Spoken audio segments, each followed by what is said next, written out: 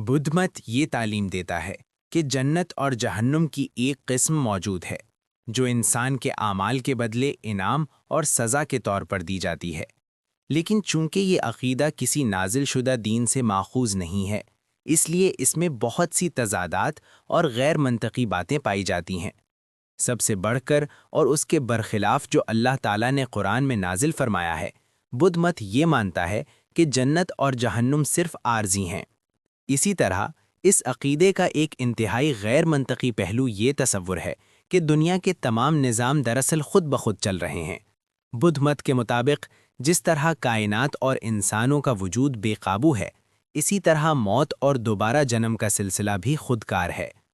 اس عقیدے میں کسی ایسے خالق کے لیے کوئی گنجائش نہیں جو دنیا اور اس میں موجود زندگی کو نیز جنت اور جہنم کو وجود میں لایا ہو، اور جو انسانوں کو ان کے اعمال کے مطابق جزا و سزا دیتا ہو۔ تاہم جنت اور جہنم کو انعام اور سزا کی جگہیں مان لینا مگر یہ وضاحت نہ کرنا کہ یہ عوالم کیسے پیدا ہوئے، ایک نہایت غیر منطقی اور ناقابل قبول دعویٰ ہے۔ لیکن پھر یہ انعام اور سزائیں کون دیتا ہے؟ مزید یہ کہ یہ عوالم کیسے وجود میں آئے؟ کرم یعنی کارما کا فلسفہ اس بات کی کوئی وضاحت پیش نہیں کرتا کہ خالق کے بغیر جنت اور جہنم کیسے وجود میں آ سکتے ہیں۔ یہ توہم پرستانہ عقیدہ نسل در نسل منتقل ہوتا چلا آ رہا ہے، بغیر کبھی سوال اٹھائے یا منطقی طور پر اس کی وضاحت کیے۔ بدھ مت کے پاس نہ تو کائنات کے وجود کی کوئی منطقی تشریح ہے اور نہ ہی اس کے نظام کار کی، اور نہ ہی تمام جانداروں میں نمایاں کامل تخلیقی فن کے ماخذ کی کوئی وضاحت موجود ہے۔ اسی وجہ سے بدھ مت کبھی بھی منطق کی بنیاد پر قائم کوئی نظریہ ہونے کا دعویٰ نہیں کر سکتا، بلکہ یہ محض ایک پراسرار تحریک ہے جس کی بنیاد صرف افسانوں پر قائم ہے۔ آخرت میں ہمارا منتظر حقیقت، وہ واحد ماخذ جس کے ذریعے ہم اس دنیا کی زندگی اور آخرت پر ایمان سے متعلق حقائق جان سکتے ہیں، قرآن ہے، جو انسانوں کی رہنمائی کے لیے نازل کیا گیا، اور نبی اکرم صلی اللہ علیہ وآلہ وسلم کی تعلیمات سنت ہیں۔ اللہ تعالیٰ قرآن میں فرماتا ہے کہ اس دنیا کی زندگی ہر ایک کے لیے ایک عارضی آزمائش کا دور ہے، اور آخرت ہی ہمارا دائمی وطن ہے۔ ہر انسان کو اس دنیا میں گزاری گئی پوری زندگی کے دوران کیے گئے تمام اعمال کے بدلے جنت یا جہنم میں بدلہ دیا جائے گا۔ اللہ تعالیٰ اس حقیقت کو ان الفاظ میں بیان فرماتا ہے: یہ دنیا کی زندگی تو محض ایک کھیل اور دل بہلانے کا سامان ہے، اور آخرت ان لوگوں کے لیے بہتر ہے جو تقوی اختیار کرتے ہیں۔ تو کیا تم عقل سے کام نہیں لیتے؟ جو شخص اللہ کے سامنے سر تسلیم خم کرتا ہے، اپنی زندگی کو اس سچی ہدایت کے مطابق ڈھالتا ہے جو اللہ نے نازل فرمائی ہے، اور نبی کریم صلی اللہ علیہ وسلم کی تعلیمات کی پیروی کرتا ہے، وہ پورے دل سے اس بات پر ایمان رکھتا ہے کہ قیامت کے دن اسے اپنے تمام اعمال کا حساب دینا ہوگا، اور اسے دائمی جنت یا ہمیشہ کی جہنم میں بدلہ دیا جائے گا۔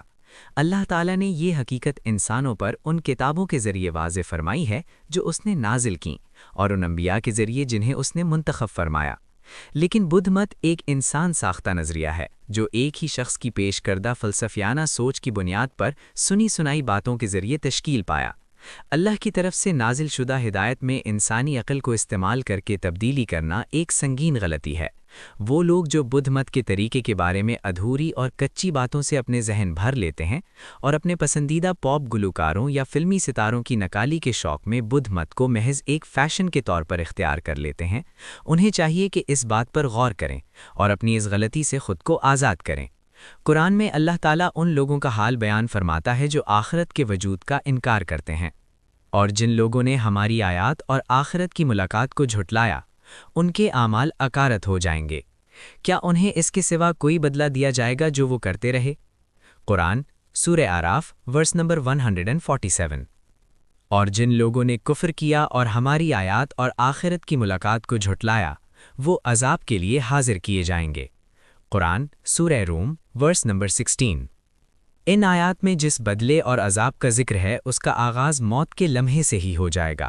وہ لوگ جو یہ جان لیں گے کہ وہ دنیا کی زندگی میں کس قدر بڑی غلطی میں مبتلا رہے، ناقابل تلافی افسوس محسوس کریں گے۔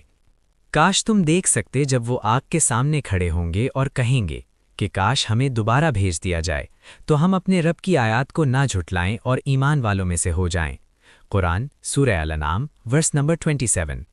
کاش تم دیکھ سکتے جب ظالم اپنے رب کے سامنے شرمندگی سے سر جھکائے کھڑے ہوں گے اور کہیں گے، اے ہمارے رب، ہم نے دیکھ لیا اور ہم نے سن لیا، بس ہمیں دوبارہ بھیج دے تاکہ ہم نیک عمل کریں، بے شک اب ہمیں یقین آ چکا ہے۔ قرآن 32واں سورہ 12ویں آیت۔ وہ چاہے جتنا بھی گڑ گڑائیں اور معافی مانگیں، ان کے لیے ایسی دردناک آخرت شروع ہو جائے گی جس سے نہ کوئی نجات ہوگی اور نہ ہی واپسی کا کوئی امکان۔ ان کی توبہ قبول نہیں کی جائے گی اور دنیا میں واپس جانے کی ان کی خواہش کبھی پوری نہ ہوگی۔ بار بار خبردار کیے جانے کے باوجود وہ بے خدا لوگ جنہوں نے ایمان نہیں لایا اور پتھر اور لکڑی کے بتوں کے سامنے جھکے، جنہیں انہوں نے اللہ کا شریک ٹھہرایا، جنہوں نے محض دوسروں کی توجہ حاصل کرنے کے لیے لا حاصل فلسفوں کو اختیار کیا، جنہوں نے اللہ سے اس طرح خوف نہ کیا جیسا کہ کرنا چاہیے تھا، وہ موت کے فرشتے سے ملاقات کے لمحے ہی سے دائمی ذلت میں داخل ہو جائیں گے۔ ان کی روحیں ان کی پیٹھوں اور پہلوؤں پر ضربیں لگا کر نکالی جائیں گی، انہیں پیشانی سے پکڑ کر گھسیٹا جائے گا اور جہنم میں پھینک دیا جائے گا۔ یہی ان کی آخرت کا آغاز ہوگا۔ اللہ تعالیٰ انہیں بولنے کی اجازت نہیں دے گا اور ان کی آوازیں محض سرگوشی سے زیادہ بلند نہ ہوں گی۔ قرآن 20واں سورہ 108ویں آیت۔ جہنم ان تمام بے خدا لوگوں کا آخری ٹھکانہ ہوگی جنہوں نے اللہ کے مقابلے میں تکبر کیا، دوبارہ زندہ کیے جانے اور آخرت پر ایمان نہ لائے، تنبیہوں کے باوجود سرکشی کرتے رہے اور اخلاقی زندگی نہ اپنائی۔ جہنم کے لوگ زنجیروں میں جکڑے ہوئے، قرآن 25واں سورہ 13ویں آیت، آگ کے ایک بند خزانے میں ٹھونس دیے جائیں گے۔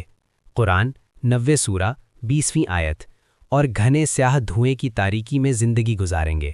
وہ آگ کی بھڑکتی ہوئی، ہانپتی ہوئی آواز سنیں گے اور اس میں لوگوں کے کرہانے کی آوازیں پائیں گے۔ ان کا نہ ختم ہونے والا درد ان کی منت سماجت کے باوجود کبھی کم نہ ہوگا اور انہیں ناقابل بیان بے چینی میں مبتلا رکھے گا۔ جسمانی طور پر جہنم کے باشندے نہایت ہولناک شکل کے ہوں گے۔ وہ بیڑیوں اور زنجیروں میں جکڑے ہوں گے، ان کی نظریں جھکی ہوئی ہوں گی اور ذلت کی وجہ سے ان کے چہرے سیاہ پڑ چکے ہوں گے۔ جھلسا دینے والی ہوا ان کی کھال کو جلا دے گی، جو بار بار بدل دی جائے گی تاکہ دوبارہ جلائی جائے، جیسا کہ اللہ تعالیٰ آیت 456 میں فرماتے ہیں، جب بھی ان کی کھالیں جل جائیں گی ہم ان کے بدلے نئی کھالیں بدل دیں گے۔ انہیں لوہے کے کوڑوں سے مارا جائے گا اور 70 ہاتھ لمبی زنجیر میں جکڑا جائے گا۔ قرآن 69 سورہ 32ویں آیت۔ ان کی پیشانیوں، پہلوؤں اور پیٹھوں کو آگ سے داغا جائے گا، ان کے سروں پر کھولتا ہوا پانی ڈالا جائے گا اور وہ تارکول کے کپڑے پہنے ہوئے ہوں گے۔ آخر میں بس اتنا ہی عرض ہے کہ یہ دنیا عارضی ہے اور اصل زندگی آخرت کی ہے، جہاں ہر انسان کو اپنے اعمال کا پورا حساب دینا ہوگا۔ قرآن ہمیں بار بار خبردار کرتا ہے کہ تکبر، انکار اور گمراہی کا انجام سخت اور دردناک ہے، جبکہ ایمان، عاجزی اور نیک عمل ہی نجات کا راستہ ہے۔ آئیے اس حقیقت کو سمجھیں، اپنے اعمال کا جائزہ لیں اور اس سے پہلے کہ بہت دیر ہو جائے اللہ کی طرف رجوع کریں۔ اگر آپ اس موضوع کو مزید تفصیل سے سمجھنا چاہتے ہیں تو میری اگلی ویڈیو ضرور دیکھیں، اور اس طرح کے مزید مفید اور فکر انگیز مواد کے لیے چینل کو سبسکرائب کرنا نہ بھولیں۔